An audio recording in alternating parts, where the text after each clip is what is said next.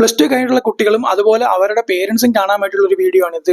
NEET, JEE അതുപോലെ government നടത്തുന്ന nation wide government നടത്തുന്ന എക്സാംസ് വഴി പ്ലേസ് ആവാതെ പ്രൈവറ്റ് കോളേജിലേക്ക് അഡ്മിഷൻ എടുക്കാൻ പോകുന്നവർ അറിഞ്ഞിരിക്കാൻ പറ്റുള്ള കുറച്ച് കാര്യങ്ങളാണ് ഞാൻ സംസാരിക്കുന്നത്. നിങ്ങളെ കാത്തിരിക്കുന്നത് സ്കാംസ് ആണ്, ഒരുപാട് തട്ടിപ്പുകളാണ് കാത്തിരിക്കുന്നത്. അതായത് പ്ലസ് ടു കഴിഞ്ഞ് പുതിയൊരു കോഴ്സിലേക്ക് അഡ്മിഷൻ എടുക്കാൻ നിൽക്കുന്ന കുട്ടികളെ കാത്തിരിക്കുന്നത് വലിയ വലിയ തട്ടിപ്പുകളാണ് ഇന്ന് കാത്തിരിക്കുന്നത്. അത് ഇൻസ്റ്റിറ്റ്യൂഷനുകളെയും അതുപോലെ കോഴ്സസിനെയും ചുറ്റിപ്പറ്റിയാണ് ഉള്ളത്. അതായത് ഫേക്ക് ഇൻസ്റ്റിറ്റ്യൂഷൻസ്, അതുപോലെ ഫെസിലിറ്റി ഇല്ലാത്ത ഇൻസ്റ്റിറ്റ്യൂഷൻസ്, അഫിലിയേഷൻ ഇല്ലാത്ത ഇൻസ്റ്റിറ്റ്യൂഷൻസ്, കോഴ്സസിന്റെ കാര്യം പറയുകയാണെങ്കിൽ പ്രോപ്പർ സ്ട്രക്ചർ ഇല്ലാത്ത കോഴ്സസ്, ആവശ്യത്തിന് ഫാക്കൽറ്റീസ് ഇല്ലാത്ത കോഴ്സസ്, പ്രോപ്പർ അഫിലിയേഷനോ അല്ലെങ്കിൽ പഠിച്ചിറങ്ങി കഴിഞ്ഞാൽ ഇന്ത്യയിലോ വിദേശത്തോ എങ്ങും ജോലിക്ക് യാതൊരു സാധ്യതയില്ലാത്ത കോഴ്സസ്, ഇങ്ങനെ പല രീതിയിലുള്ള പ്രശ്നങ്ങൾ നിങ്ങളെ കാത്തിരിക്കുന്നുണ്ട്. ഇതിലെല്ലാം ഉപരി കൺസൾട്ടൻസികൾ, അവന്മാരാണ് ഏറ്റവും വലിയ തട്ടിപ്പ്.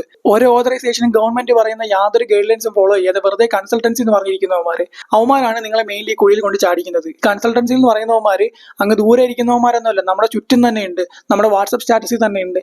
അതായത് നമ്മൾ വാട്സ്ആപ്പ് സ്റ്റാറ്റസ് തുറന്നു നോക്കി കാണാം, 1-2 പേരെങ്കിലും ഈ കോളേജ് അഡ്മിഷന്റെ കാര്യങ്ങളെ പറ്റിയിട്ട് ഇപ്പൊ സ്റ്റാറ്റസ് ഇടുന്നത്. അവന്മാർ ഈ ചെയിനിലെ ഏറ്റവും ലാസ്റ്റ് ആളുകളായിരിക്കും, പക്ഷെ അവന്മാരാണ് നമ്മളെ പോലുള്ളവരെ ഇതിന്റെ മെയിൻ കൺസൾട്ടൻസി എന്ന് പറഞ്ഞിരിക്കുന്നവന്മാരിൽ കൊണ്ടെത്തിക്കുന്നത്. അതായത് ഇവന്മാരടുത്ത് നമ്മൾ എൻക്വയറി ചെയ്യും, ഇവന്മാർ കണക്ട് ചെയ്ത് മുകളിൽ നിൽക്കുന്നവർക്ക് കൊടുക്കും.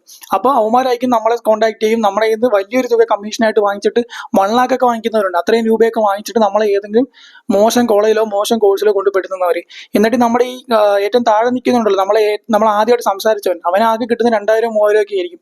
അപ്പൊ ആ പൈസയ്ക്കായിരിക്കും അവൻ നമ്മളെ കൊണ്ടുപെടുത്തുന്നത്. അപ്പൊ ഞാൻ പറഞ്ഞു വന്നത്, ഒരുപാട് തരത്തിലുള്ള സ്കാമാണ് പ്ലസ് ടു കഴിഞ്ഞ് നിൽക്കുന്നവരെ കാത്തിരിക്കുന്നത്.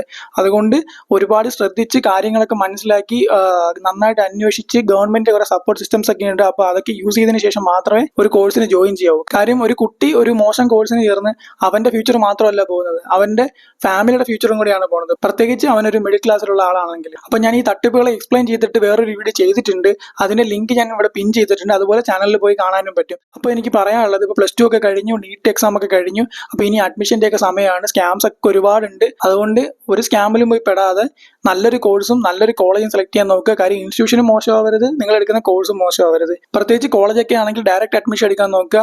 ഒരു കൺസൾട്ടൻസികളും വഴി പോവാതെ ഡയറക്റ്റ് അഡ്മിഷൻ എടുക്കാൻ നോക്കുക. വെറുതെ കൺസൾട്ടൻസികൾക്കും അല്ലെങ്കിൽ മീഡിയേറ്റേഴ്സിനും പൈസ കൊണ്ട് കളയാതിരിക്കുക. ഏത് കോളേജാണോ നിങ്ങൾക്ക് വേണ്ടത്, ഏത് കോഴ്സാണോ നിങ്ങൾക്ക് വേണ്ടത്, ഡയറക്റ്റ് കോൺടാക്ട് ചെയ്യുക. അതുപോലെ തന്നെ കോളേജിന്റെയും ബാക്കി ഡീറ്റെയിൽസ് ഒക്കെ വേണമെന്നുണ്ടെങ്കിൽ ഇപ്പോൾ ഒരുപാട് വെബ്സൈറ്റ്സും കാര്യങ്ങളൊക്കെ ഉണ്ട്, ഗവൺമെന്റ് തന്നെ ഒരുപാട് സപ്പോർട്ട് സിസ്റ്റംസ് ഉണ്ട്. അപ്പോൾ അത് മാക്സിമം യൂസ് ചെയ്യുക. അല്ലാതെ ഈ ഫീൽഡിൽ നടക്കുന്ന തട്ടിപ്പുകളിൽ മാക്സിമം ചെന്ന് വീഴാതിരിക്കുക.